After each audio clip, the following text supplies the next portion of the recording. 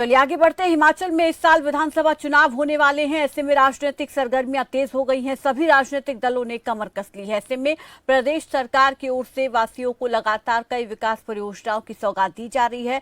वहीं शिमला के रोहडू में को सीएम जयराम ठाकुर ने विकास परियोजनाओं की सौगात दी।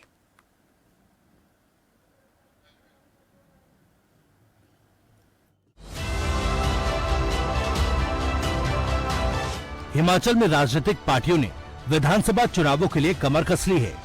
इस साल के अंत में राज्य में चुनाव होने के आसार है।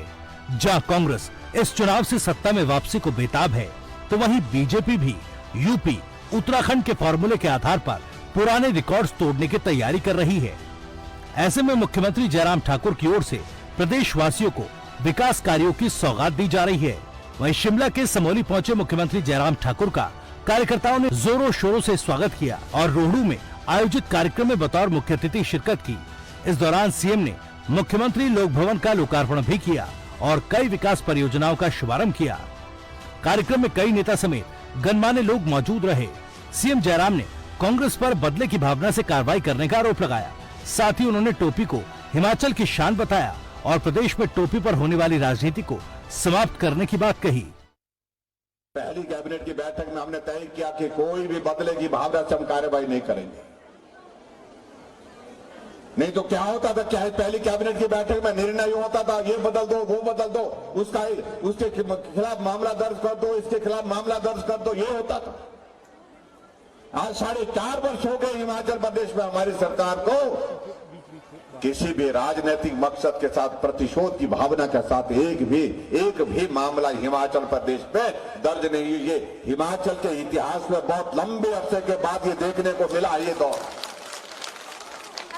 नहीं, नेताओं के खिलाफ मामला, इसके खिलाफ यहां, उसके खिलाफ वहां, उसकी पेशी यहां, उसकी पेशी वहां, ये दौर होता था।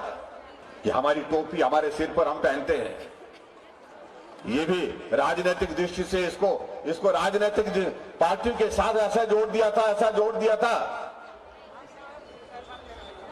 और हालात तो ऐसे बन गए थे कि सरकार बदल जाती थी, टोपियां बदल जाती थी। हमने कहा ये नहीं होना चाहिए, ये टोपी हमारी है, ये हिमाचल की टोपी है, हिमाचल की संस्कृति का प्रतीक है। इसलिए ये हरी टोपी भी अपनी हिमाचल की टोपी है, लाल टोपी ये भी हिमाचल की टोपी है, कुल्लू की टोपी वो भी हिमाचल की टोपी है। टोपी सिर पर रखते हैं, ये सिर की शान है और सिर उठा करके हम हिमाचल के लोगों को चलने की आदत है। इसकी शोभा हमको कम नहीं करनी चाहिए, इसलिए हमने टोपी की राजनीति भी समाप्त कर दी। हमने कहा ऊपर नीचे की बातें ये समाप्त होनी चाहिए, ये टोपी की राजनीति समाप्त होनी चाहिए। इसके साथ ही सीएम ने हिमाचल में बुजुर्गों को पेंशन की सुविधा और कोविड काल के दौरान 1000 से ज्यादा वेंटिलेटर उपलब्ध कराने की बात कही। हमने उन बुजुर्गों के सम्मान की शुरुआत की। पहली कैबिनेट की बैठक में हमने तय किया 70 साल के ऊपर के बुजुर्ग को पेंशन के लिए नहीं आना पड़ेगा, घर बैठे उसको पेंशन का प्रावधान हमने एक मुश्त में किया। और आप हमसे पूछ रहे हैं कि जयराम ने क्या, और अब किस बजट में हमने उस 70 साल की आयु को 60 साल कर दिया। 60 साल के ऊपर जितने भी हमारे बुजुर्ग हैं सबके लिए पेंशन का हमने प्रावधान किया। और वो 400 करोड़ रुपए खर्च करते थे पेंशन पर, हम 1300 करोड़ रुपए खर्च कर रहे हैं। फिर भी कह रहे हो कि जयराम ने क्या किया। 50 साल वो सत्ता में रहे, 50 साल सत्ता में रहने के बाद उनसे पूछिए कि कितने ऑक्सीजन के प्लांट लगे थे तुम्हारे हिमाचल प्रदेश में।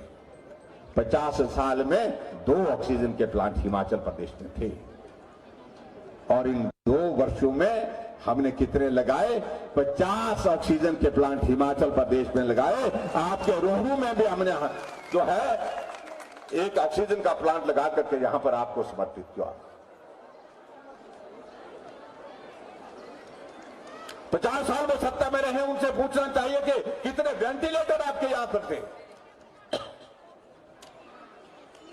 30 वेंटिलेटर हिमाचल प्रदेश में सरकारी हॉस्पिटल में थे। 30 वेंटिलेटर 50 सालों में। और हमारी सरकार आने के बाद हमने इन 2 वर्षों में, जब से कोविड का दौर आया, हिमाचल में 1050 वेंटिलेटर हिमाचल प्रदेश में गांव-गांव में भी हमने हॉस्पिटल में भी पहुंचाए। हिमाचल में इस साल के अंत तक विधानसभा चुनाव होने हैं। ऐसे में जनता को लुभाने के लिए सभी राजनीतिक दलों की ओर से खूब प्रयास किए जा रहे हैं, लेकिन जनता पर इन नेताओं के भाषणों का कितना असर होता है, ये तो आने वाले वक्त में पता चल पाएगा, जब हिमाचल का ताज उस पार्टी के सर सजेगा। न्यूज डेस्क, खबर फास्ट।